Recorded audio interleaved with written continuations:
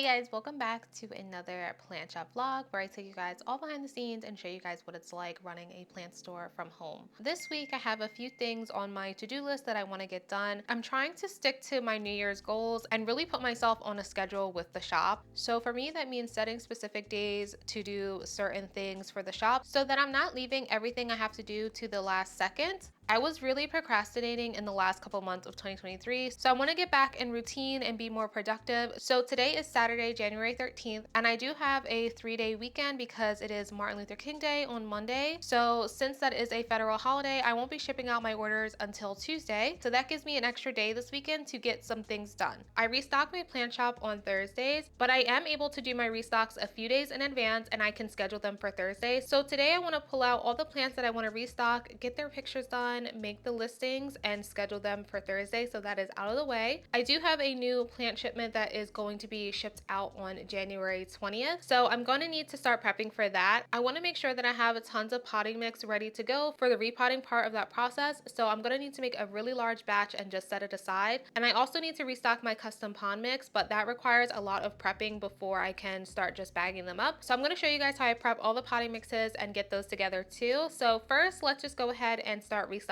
the shop. I pulled out a few plants that were on the shelves. These are all plants that I had moved to a certain area because I knew that they were ready to be restocked. And this week I'm going to have quite a few SemiHydro plants in Fluval Stratum because I know a lot of you guys are asking for SemiHydro plants. So this week we have this little Alocasia Frydek variegated. This is a little baby. It is just one leaf. We're also going to have this Hoya australis Lisa. I just have to repot this one a little bit so that I can fit the roots back down. The stratum works really well if you're trying to quickly root plants. So if you're having a hard time trying to propagate, I highly recommend using stratum. I propagated this plant like 2 weeks ago and it already has a lot of roots, so much faster than just doing it with like water. This is Anthurium Red Magnificum crossed with Pap. So this one was a rehab and it was a bottom cut. So when you're propagating Anthuriums, you have to be really careful and you kind of have to propagate them by like division. You kind of have to like slice their little chunk piece that has all the roots in half and then wait for it to grow. Propagating Anthuriums is a little bit scary sometimes and I'm not that great at it, but this one did turn out pretty well. So I'm excited to get this one on the shop. So it does have 3 leaves. This one got a little bit stuck, but the other 2 are really nice. This guy right here, this is Syngonium Panda. It has this leaf here and then these 2 little leaves here. So this bigger leaf here, this was the oldest leaf, as you can tell. So all the new growth is from these 2 leaves here, but it's still really pretty. Then I have some more SemiHydro plants. This is Monstera Esqueleto. This is a 2-leafer, and these are all in a mixture of stratum and perlite. This is a good way to like stretch your stratum because it is so small that you use a ton of it. So mixing in like perlite, leca, or pond is a great way to make it last a little longer and you still get the same like benefits. And here are the roots on this guy. I love the Esqueleto because look at those fenestrations in the leaves. They are crazy. The next one we have is this Philodendron Florida Beauty. This is a good one. It's a medium size. It has really high variegation too. And here are the roots. So when I sell the SemiHydro plants, if they come in like a little cup like this, I do consider them a starter because they're not fully rooted plants. And I make sure to make that clear. So don't expect these to be like fully rooted like when they're in the potting mix and stuff like that. These are just propagations and you can do whatever you want with them once you get them. You don't have to keep them in this. You can move them to soil-free potting mix. You can make them semi-hydro. You can do whatever you want with them. So I think it's a good option to like have these type of plants on my shop. This is this one here, very beautiful, really nice color. And then I have this cutting of a Philodendron Red Anderson. Red Anderson is a cross of Philodendron Pink Princess and Philodendron White Knight. So it has this leaf here and it also has this leaf here. This one is super thirsty, so I need to add some water to it because it is thirsty, but those are the roots. The Red Anderson and like the Pink Princess and stuff, they have pink roots, so that's pretty cool. And then I also have another Philodendron Red Anderson here. This is just a 1 leaf and here are the roots here. So I'm gonna do my usual thing, just wipe all the leaves down and start labeling them. I use this little Bluetooth printer, it syncs to your phone, and I just create the labels like this. I just write what the plant is and what number it is so that I don't lose track of what plant is what, because I don't do grower's choice. I do use a different type of label as well. These ones are a little bit bigger because I wanted to have my shop name and my shop website, and then I just simply just stick the actual plant name like on it like that, and then I'll just stick it on the pot. So I'm just gonna quickly go ahead and do that and then clean all the leaves off.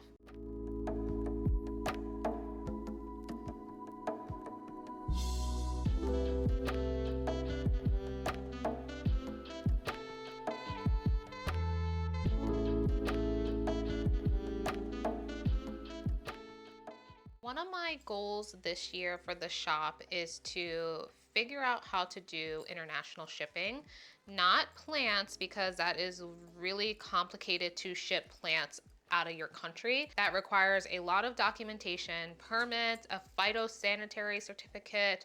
It requires it to go through inspection. It's really a lot. I just don't think that I have the capability to do that right now, but definitely trying to ship non-plant products, at least to Canada.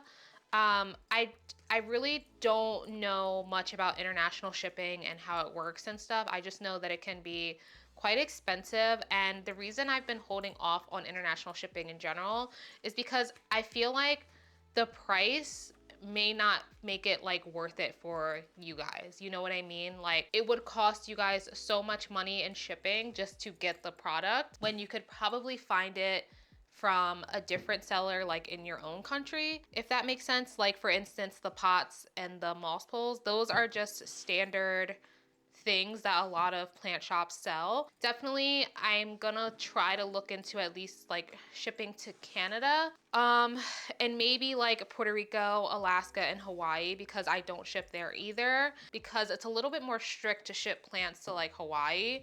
So maybe if I can just ship plants there. And as for Alaska, I don't know if the plants are gonna make it there. I don't really know. Yeah, that is something that I want to learn how to do. So I'll probably start doing some research on international shipping, and then maybe once I get some experience in that, I can try to branch out into like other countries. I just feel really worried that it's just gonna cost too much money for you guys, and that would just like defeat the purpose for me, I feel like. Another thing I want to do this weekend in general is update the Etsy shop.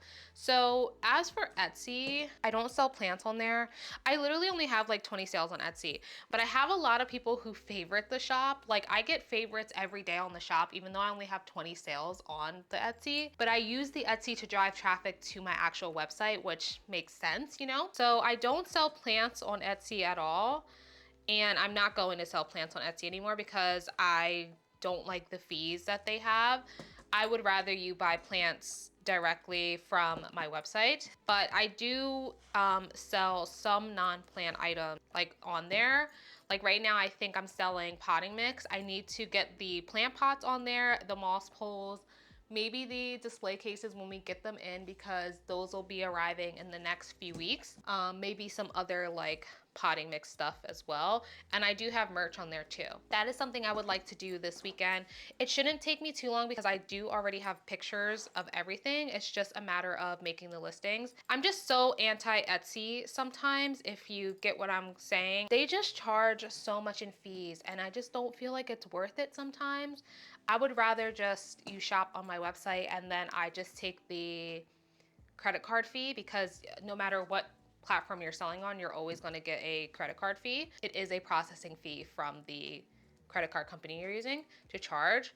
But on Etsy, you get charged the credit card fee and you get charged a fee from Etsy, which is like pretty much like almost 6%, which is a lot. That is why I don't want to sell plants on there, especially rare plants, because 6% is a lot on a really expensive plant. Like, absolutely not. So that's where I am with that. But this weekend, I'm probably gonna sit down and try to get some non-plant stuff up there, because I do have a lot of people favoriting the shop. And I feel like once they see that like I'm updating it, maybe it will lead to a sale. We'll see how that goes, but Maybe I'll do that while I'm like doing all the listings for these. Maybe I will try to get some stuff like that done. Everything is all cleaned up, as you can see, nice and shiny, beautiful. This is why I like to clean the leaves, because look how gorgeous this looks. Like, it looks so nice. Oh, this one actually has a new leaf coming in. It looks like it's gonna be really nice too. I'm gonna go ahead and take the pictures of these at my little photo station. I do take the pictures right on my iPhone, nothing special, and then I'll go ahead and make the listing. After that, I am going to start working on getting the potting mix stuff together. So I will catch you guys in a little bit.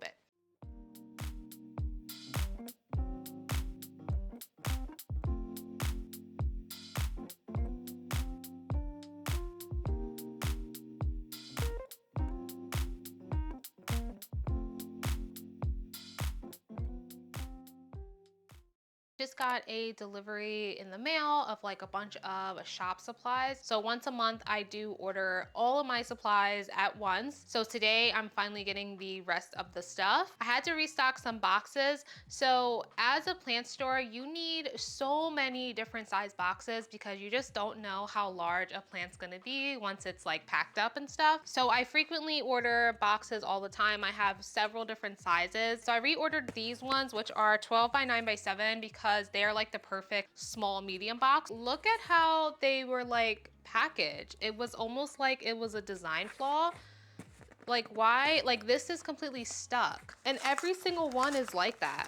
So I have to like rip them open. Then I like have to do it myself. Like, what the heck is this? That is so annoying, and that's gonna be so time consuming.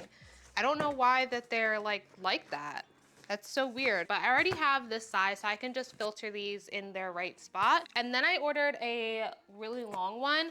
This is a 24 by 8 by 6. So in general, any package over 12 inches is gonna be considered oversized, and it's gonna cost extra when it comes to shipping. So if you are new to shipping stuff or you wanna ship plants, you are going to be really, really alarmed when you see how much of a difference the package costs once it's over 12 inches. I'm at a point now where I just have to deal with it. And if I do get a large plant in, I now officially add in an additional shipping cost into the plant price to accommodate for the box. There's definitely been times where I've shipped a 24-inch box across the country to, like, let's say Texas or California, and it's cost me $100. So if you are new to shipping plants, I would recommend you just do small stuff first before you start like venturing out into the big ones, because it is super, super expensive, and prices in shipping have gone up for a lot of plant sellers, whether they're a shop or like a Facebook purge person, story selling, the Plant Story app. They usually just have like a flat fee, usually around $15, and then you can add on an additional shipping cost if you want it faster. It is like the same thing for me, but I do mine by like weight pretty much, and then I have like set shipping prices like that. But if it is like a big plant, I do usually add in an additional fee into the plant price itself so that I can accommodate for it. This is the perfect size for like a really long plant, like just one of them. I'm probably gonna order another 24-inch box that's a little bit wider, maybe like 2 of these wide, because sometimes I do have really big orders. So I'm just going to sort them in my shipping closet. I need to get better at putting my supplies away. I just leave them on the floor for days and then it just piles up. So we need to get better at just, as soon as stuff comes in, put it away. As you can see, I do have a ton of USPS boxes. I have them over here and on that side. You can get free USPS mailing boxes on their site. You really don't even have to be a business. You can just look at the business supplies and you can add as many as you want to your cart and ship out. It'll be $0. They don't ask if you're a business or not. So if you do like ship a few plants a month, I would just recommend you get the USPS boxes because they're free. Please do not go to the post office and buy a box there, because they will charge you like $20 for a box. Just order them on the website. They're literally free. So take advantage of the free stuff. And honestly, the USPS boxes are a pretty good size. Just make sure you're getting the right boxes. If you just want to ship regular priority mail, you need to get the ones that say mailing box. Don't get the ones that say flat rate on it, because the labeling is going to be different and they're going to turn you away. So regular priority mail can get shipped in those regular boxes by USPS or a plain box, an Amazon box, it will be fine. Flat rate has to go on a flat rate box. So just make sure that you're using the right box with the right label and you'll be good to go. These on the bottom are like my regular big boxes. And then I have tons of USPS boxes in here as well, like different sizes. So I've been doing this for a really long time, so I'm pretty good at determining what plant needs what box. This whole closet was like a huge thing I knew I needed when I moved out of my apartment. I knew I needed somewhere to store boxes because I have so many of them. So when we were looking at this house, I was like, this closet is perfect because it has so much space for boxes and supplies, and then everything is organized and I know exactly where all my boxes are. So this is seriously so important. If you're selling plants or anything, make sure you have your boxes organized because it's a nightmare when they're not and you're trying to like sort through everything. So just try to keep it organized and you'll be good to go. Last week's vlog, we organized all of my plant supplies, like my potting mix stuff, into their own bins and I labeled them. I did get some more supplies in, so I'm just gonna quickly put these things away. This is horticultural charcoal. This is like an essential in my potting mixes that I like to use. It has a lot of benefits for your houseplants. I'll put some of the benefits on the screen, but it is really great and it is definitely a staple in the potting mix I make. The next major part of my potting mix is Coco Husk. So Coco Husk comes in a condensed brick and it usually looks like this. It's completely condensed and it's rock hard. In order for you to get it to expand, you have to add water to it. So I've already started like working on this brick. I have to do this in advance because I have to let it dry out if I want to make a potting mix. So I'm going to work on all these bricks today so that they can start expanding and drying out so that they're ready to go for when we get the new shipment in and if anybody orders potting mix this weekend. So as you can see, this one has already started to expand. It's much bigger than the brick I showed you, but it's not done yet. I have to add more water to it and then like kind of break it apart. Literally just pour water on it. And what happens is the cocoa husk starts sucking up the water and it starts like expanding slowly, and then over time you can be able to break it apart and you'll have a ton of cocoa husk. It's like when you get sphagnum moss in the condensed brick, it's the same thing.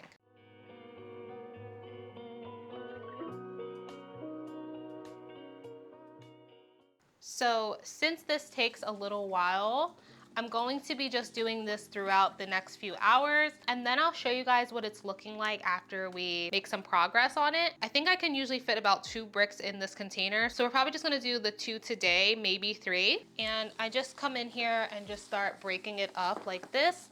So you can see it's like completely like falling apart now. The bottom is still dry. So this is what it looks like when it's dry, and that's when it's wet.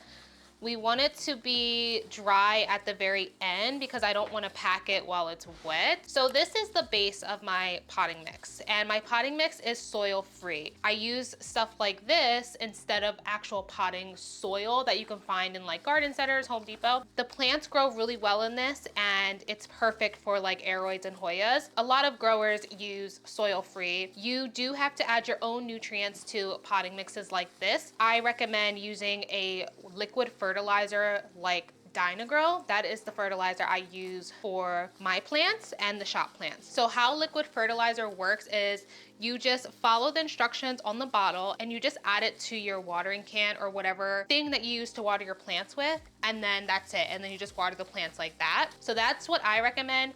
If you want to, you can add in the little fertilizer beads. I just don't really prefer that because I feel like it's hard to keep up with that. I think the liquid fertilizer is like the easiest. So as you can see, the dry part is starting to come off as well. So I'm just breaking up everything. So yeah, if you do buy cocoa husk, you have to make sure that you put water on it. You don't have to drench it. You saw I just used like 2 little containers of water and that was enough to get it to break apart. And as you can see, that one brick already has us like halfway. So it really is a lot, and 1 brick of this is 10 pounds. You can get cocoa husk on Amazon. You can get it from garden centers. Sometimes they have it. Since I'm a business, I buy it directly from a garden wholesale place for businesses. So that's how I get a lot of my stuff. But if I'm ever in a pinch, I do just purchase from Amazon or something like that. So here's an up close of the brick. If I try to break it apart, it's not moving. That's why it's important you have to wet it.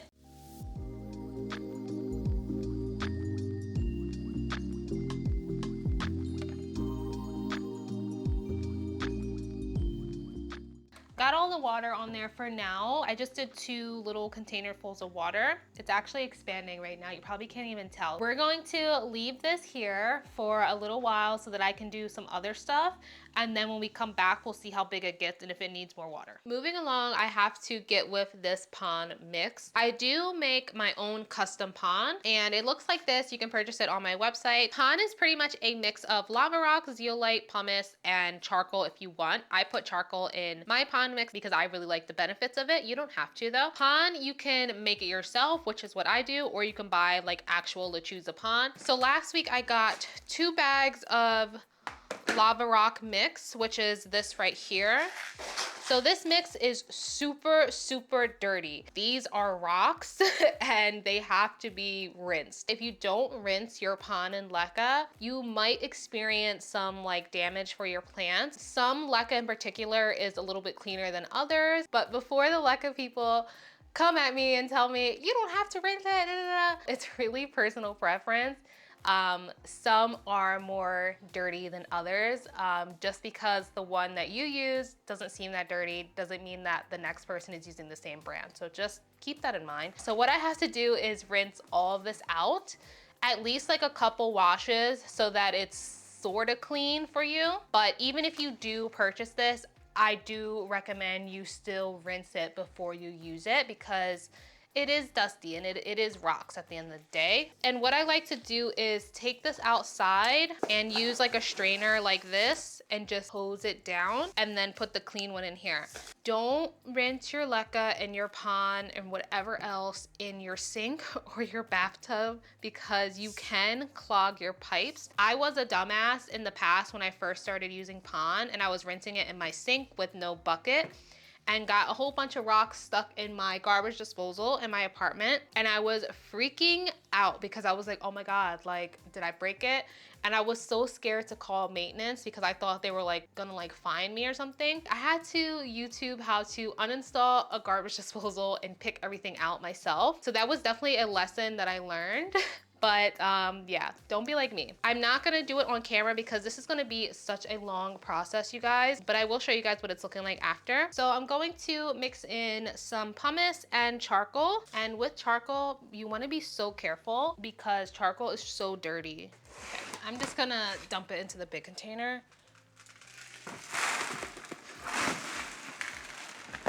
Because what was I thinking using this small ass one? All right, that's way better.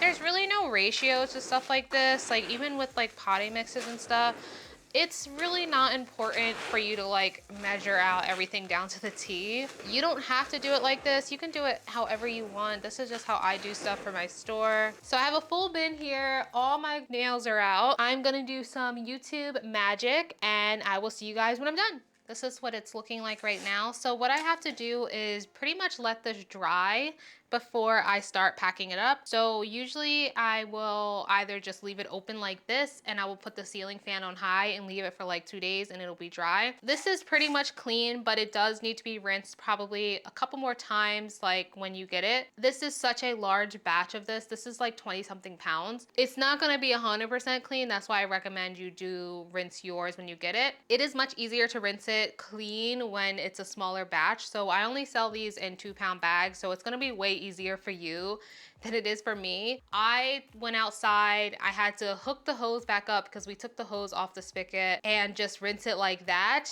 And I probably look like a crazy person to my neighbors. My neighbors probably think I am like a freaking nutcase. They never see me leave the house because I work from home. So I'm always freaking home. So they probably think I'm like some stay-at-home girlfriend. But when they do see me, I'm outside doing stupid shit. So they probably think I'm a complete idiot. I'm outside in the freezing cold with the hose and rinsing this off, like looking insane. But I had to do what I had to do. So I will set this aside and let it dry for the next few days. And then we can start working on restocking this. But let's go check on the Coco Husk brick. So as you can see, this has expanded so much more than what it was earlier. And that's why it's so important to make sure that it's wet. So I'm gonna start breaking this up. And if I need to, I can add more water. So this should be a good enough amount now for the repots, for the new plants, and for anyone who purchased potting mix. Oh, and sometimes there's like these strings in here, you just take them out. And what I need to do with this as well as the pond, just let it sit underneath of the fan and let it dry out, because I don't want to bag any like potting mix while it's wet, because that will throw off the weight of the bag, and each bag of any type of potting mix is weighed while it's dry. So for my soil-free Aroid mix, you can get it in a 1 pound, 2 pound, or a 3 pound bag. And then for the pond mix, you can get it in a 2 pound bag. And perlite is 12 ounces or 24 ounces. For today, I'm going to just focus on doing some computer stuff. So I want to do the listings and get those scheduled for Thursday. I want to do the Etsy stuff that I talked about before. Also this week, I got all caught up on my 2023 taxes, and I am very, very happy with how I did for 2023. So 2023 was my second official year as an LLC. So proud of myself. I did not expect to make as much money as I did, but at the same time, I did spend a lot of money in 2023, and a lot of it was investing back into the business, like buying business assets, because I had to pretty much make this room like from the ground up. So it was a very expensive project, and it's gonna be expensive whether you do it out of your home and you're like serious about it, or if you get like a commercial space, it's always gonna cost a ton of money. So I'm really excited now for 2024, because I feel like now I purchased all my business assets, and now I can focus just using the business funds on inventory. I'm really excited for that, but like I said, I am really proud of myself.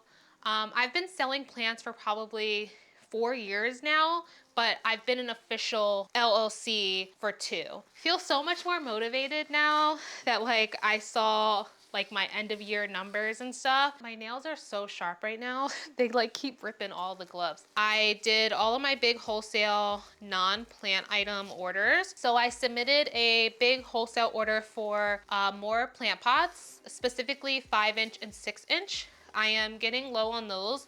5-inch and 6-inch are like pretty much like everybody's favorite. That one always goes, like usually a plant pot order usually always has a 5 and a 6-inch in there. The display cases, they're on the way as well. And then I have 2 new products that are gonna be coming to the shop. I don't wanna share it yet. When I get them, I will explain like the whole process of how I decided, you know, I wanted to sell them. The one product in particular that's coming this year, I was able to completely customize to my liking, and I'm just so excited about seeing like my little creation come to life. So I should essentially be getting all that new stuff probably in February, because I order a lot of my wholesale non-plant stuff overseas because it's cheaper. A little bit of a lengthy process, but it's so much worth it as a business to do like overseas stuff. And I do have plants on the way, which is great. I picked out some really cool stuff this time, some more anthuriums and some anthuriums we never had before. But for today, I'm just gonna focus on the back end stuff for my shop, because all that stuff is super important as well. Owning a plant shop is not 100% playing with plants. There's a lot of back end stuff, and I probably do more back end stuff than I do anything with plants. So yeah, and I just want to say thank you guys so much for like supporting me and keeping up with my like shop journey and stuff like that, because it's getting kind of serious now, and I'm just really proud of myself of how far I've gotten and that I'm keeping up with it, you know? So thank you guys all so much for your support and watching my videos. I know I'm a different type of plant YouTuber for sure. I'm not gonna be everybody's cup of tea, because I don't do tons and tons of sit down plant content where I show you like plant favorites and what I'm growing. Like I don't do that. And the reason I don't do that kind of plant content is because I simply don't want to. The majority of my videos revolve around my business. That is definitely my brand for YouTube. I totally understand if it's not your cup of tea, it doesn't have to be. There's plenty of plant YouTubers out there for you to watch. I just like sharing what it's like running a plant business, you know? We are pretty much done. I'm just feeling around for any like big chunks, but now I have all this cocoa husk ready to go. And if you're wondering about these like big containers, a lot of my containers are from Target. I'm gonna do some back end stuff on the computer and I will see you guys probably tomorrow or the next day. Today we're gonna be watering the plants. I haven't done like a water with me in a little bit now. Usually when I water plants, it's very fast, so I don't really always record it. I did get a new product in to help with watering the plants, and I also want to just showcase some easier ways to water your plants if you're like struggling with that. I don't use like watering cans because it's just a little too heavy for me, and I just already have enough issues as it is. So throughout my whole plant journey, I figured out other ways that you can water your plants that's a little easier. I've used tons of different products at this point, but I just want to show you some of my favorites that I like and kind of give you some pros and cons, I guess, in case you're looking to switch up your watering routine. This one here is like a manual pump sprayer and it's pressurized. So you would fill it with water and then you can manually pump it by pressing it up and down. And then on the handle, you just simply hold it and then the water will come out. I have this one here, which is a 1 gallon, and then I have another one, which is a 2 gallon. I do find myself still using these, especially when I have a quick watering session. Like if I just have to water a few plants, if I have to water plants downstairs, this one is good because you can kind of just carry it with you and it's not too heavy. It has a long nozzle like this and it does have a long hose. So you can like sit it on the floor or on a little shelf or something and just water your plants like that. So I do really like this one. And then this is the bigger one I have. This one I've showcased before and I've raved about it and I do love it still, but I love it for specific things. So this one is not manual, so there's no like manual like pumping. It is rechargeable. It does have a little charging port here, and it's basically an electric pressure sprayer type of thing. What I love the most about this is how long the nozzle is. So this one's really great if you have like a plant shelf that's a little higher, or you have plants that are like really like tucked away, you can really kind of like get in there. So the good thing about it is that it has a super long hose, as you can see. It's almost too long for me. I don't think I need it that long, but you can just wrap it up. I really just like how long the nozzle is. This one does come with like 2 extra nozzles, so you can put on which one that you like the most. You can also shorten the rod too. And how it works is, I'm not going to do it because there's water still in here. There's a button here, you press it once, it will turn on and it will start spraying out the water. So I like this one for really big watering days and even watering the plants that are in like 7-inch pots or higher, because sometimes watering those big plants, it does take a while with a sprayer. But I like this one for that because it sprays really hard. Like the pressure on this thing is actually insane, to the point where it makes it a little bit difficult watering your tiny plants. So that's like the issue I've been running into with this, is that when it comes to like my little tiny plants or like my fluval plants, I cannot use this. It will go literally everywhere. There's no way to like lessen the pressure, and that's something I don't like about it. But this is great if you have big plants, or if you have plants really close together, so you can just leave it on and just go from here to here to here. You can put this in any type of container that you want. I currently use a bucket for watering my plants now, and the bottom piece right here has a little filter. You just stick the bottom piece in the bucket or container, whatever you're using, and you can water your plants like that. So that's what makes this really special, is that you can put in anything that you want. And it really just makes the biggest difference, because now you can open up your options to have a bigger watering can or a bigger bucket or something, so you can get your watering done faster without like refilling it so often. So that's why I do like this one, but the cons are that it just sprays a little bit too hard for the small plants and stuff gets everywhere. So with this issue led to me trying to find something that I could use for the little plants, and I found this product over here. I know at this point I'm like the queen of like plant sprayers, and it's crazy because I do use them all, like just for different situations I do use them. Similar concept to the last one. It is electric, so it has a battery here, which this part does not go in water. It literally tells you do not put it in water. This is the battery pack, so you can charge this, and it comes with a little charger.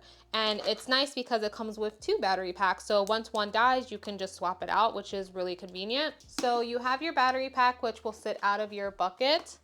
And then you have the actual pump here. So the pump looks like this. This is what goes into the water. And then once you turn it on, it will soak up the water. So that's what it sounds like. And it's very similar to the other one. Because it is motorized, it's not going to be silent. So just keep that in mind. So this product technically is for like camping. I think it's like It's supposed to be like a portable shower if you're like into camping. So if you're into camping, you can use this for like multiple things. It does come with 2 little head options. It comes with the little shower, which I don't think I'm going to be using probably at all. This is what I wanted. This is just like your typical sprayer that you have on your kitchen sink. And the reason this is so important to me is because I can just do it gently, or I can do it like all the way. And this is something that I need for the little tiny plants, because the other one was just spraying like the fluval everywhere. And that's something that I just don't like about it. I'm excited to try this out. So you can just push it down like that and then release it. And the cool thing about this one is that it actually comes with 2 little hangers, which is super convenient if you're using a bucket like me. So now I can just hang this on the side of the bucket, and then when I'm done, I can just put this in there like that. And then it's always just gonna be sitting there ready to go. And then there's this hanger here that has a suction cup if you wanna, I don't know, stick it to something else, and you can just put it like that. And it fits the shower one and this one. This is the bucket that I use for watering my plants. This bucket holds 3.5 gallons. The reason I like to use the bucket is because I can put it on my plant cart and just wheel it around. And you just stick the pump in there, and then you just make sure you keep the little battery out of it. I put the battery on the bottom of the cart so I don't get all tangled up. This is the fertilizer I use. This is the Dynagrow one. There's tons of instructions on the back if you're using regular soil, or if you're using it as a spray, or if you're using it for hydroponics. Let's test it out and see how it works. So I did just turn it on. That is what it sounds like when it's in the water. So it's not too loud actually. Ooh, and there we go. So that was like at the full pressure, and then you can like just do a little bit. Oh yeah, this is really nice. So I'm going to finish up this vlog with just watering the plants and showing you guys, put some music on, and I hope you guys enjoyed today's vlog, and I'll see you guys in the next one.